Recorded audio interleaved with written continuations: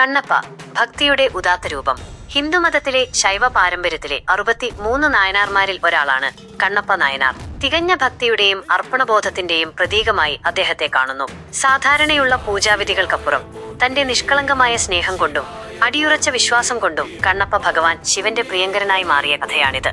കണ്ണപ്പയുടെ കഥ തെലുങ്ക് ദേശത്തെ പോത്തപ്പിനാട് എന്ന രാജ്യത്തിലെ ഉടുപ്പൂർ ഗ്രാമത്തില് തിണ്ണൻ എന്ന പേരിൽ ഒരു വേട്ടക്കാരനായിട്ടാണ് കണ്ണപ്പ ജനിച്ചത്. നാഗൻ എന്ന വേട്ടക്കാരുടെ തലവന്റെ മകനായിരുന്നു തിണ്ണൻ. ധീരനും കരുത്തനുമായിരുന്ന തിണ്ണൻ വനത്തിൽ വേട്ടയാടി ജീവിച്ചു.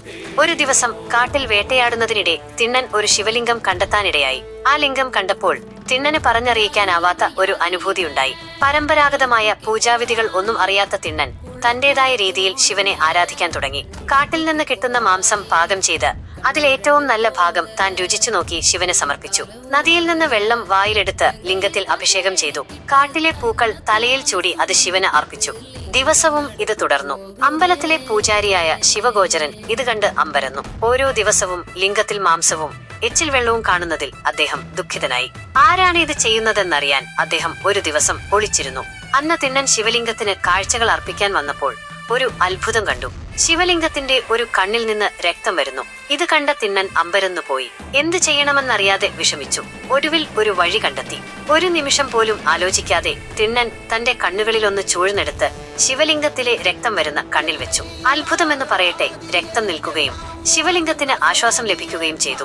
എന്നാൽ താമസിയാതെ ശിവലിംഗത്തിന്റെ അടുത്ത കണ്ണിൽ നിന്നും രക്തം ഒഴുകാൻ തുടങ്ങി. തിണ്ണൻ രണ്ടാമത്തെ കണ്ണും ചൂഴ്ന്നെടുക്കാൻ തയ്യാറെടുത്തു. എന്നാൽ 2 കണ്ണുകളും നഷ്ടപ്പെട്ടാൽ ശിവലിംഗത്തിന്റെ കണ്ണിൽ തന്റെ കണ്ണ് എങ്ങനെ വെക്കുമെന്നോർത്ത് തിണ്ണൻ ഒന്ന് ശങ്കിച്ചു. ഉടൻ തന്നെ തിണ്ണൻ തന്റെ കാൽ ശിവലിംഗത്തിന്റെ കണ്ണിൽ വെച്ച് അടയാളപ്പെടുത്തി. എന്നിട്ട് രണ്ടാമത്തെ കണ്ണും ചൂഴ്ന്നെടുക്കാൻ തയ്യാറായി.